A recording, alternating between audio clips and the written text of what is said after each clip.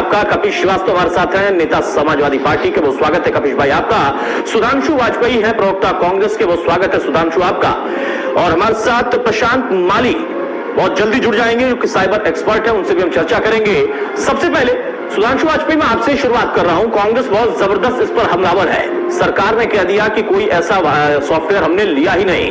पूरा मामला कहां से उजागर हुआ? मीडिया रिपोर्ट्स जो बता रही है, लगभग 15 से ज्यादा मीडिया रिपोर्ट्स हैं इसमें, और पेगासस कांड को लेकर बवाल बढ़ता चला जा रहा है।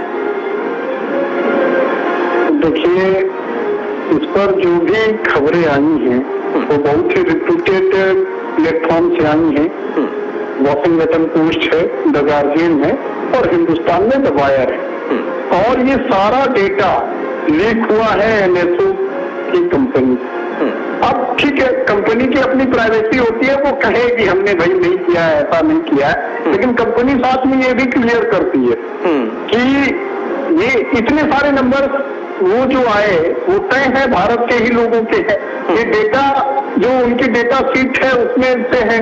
और कंपनी ये सब कहते हुए लेकिन ये भी कह रही है कंपनी की वो केवल सरकारी एजेंसी को या सरकार को अपना सॉफ्टवेयर बेचती है।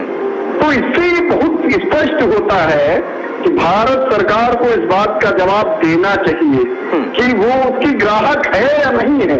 इस बात पर क्लियर क्यों नहीं करते? और एक और थोड़ी बात बताएं, कल रविशंकर प्रसाद जी अपनी प्रेस कॉन्फ्रेंस में कहते कहते ये कह भी गए कि उस कंपनी के 40 ग्राहक है, उसमें एक भारत भी है, तो क्या कि भारत में इतना बवाल की, यानी सरकार कहीं न कहीं एडमिट कर रही है कि उन 40 और नाम है, उन 40 ग्राहक जो देश है उसमें भारत का भी नाम। तो सरकार बस नहीं भूल रही है, सरकार इसे भाग क्यों रही है? सरकार को जवाब देना चाहिए। ये बहुत ही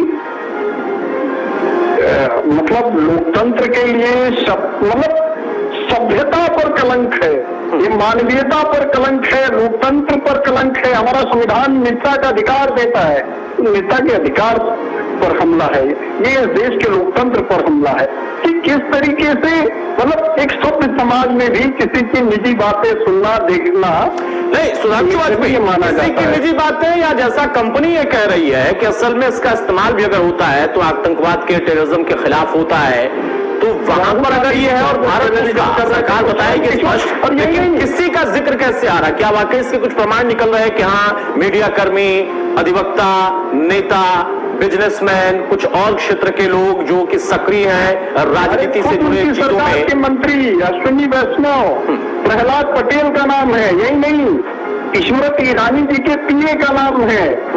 कितनी सर्वनाश बात है।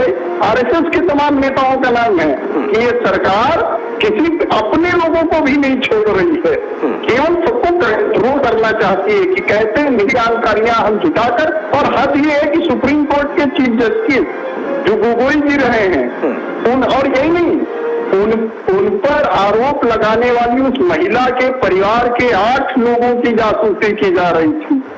इससे क्या साबित हो रहा है? यानी ये सारे तार, ये सारे सबूत बीजेपी के, यानी नरेंद्र मोदी यानी सिर्फ विपक्ष के नेता, मीडिया कर्मी, अधिवक्ता, अन्य क्षेत्र के लोग, इनका नहीं, बल्कि आप कह रहे हैं कि सरकार के जो लोग हैं जिनको ये मंत्री बनाते हैं उनकी भी जासूसी होती है। बहरहाल इसका जवाब ले लेते हैं अशोक पांडे साहब। सुधांशु वाजपेयी कांग्रेस की तरफ से कह रहे हैं कि आप तो दूसरों को छोड़िए, अपनों को भी नहीं बख्श रहे। क्या है पेगासस कांड? देखिए, जाती रही भावना जैसी, हरी मूरत देखी थी तैसी। कांग्रेस जीवन भर यही काम करती रही, यही कुकरीत करती रही।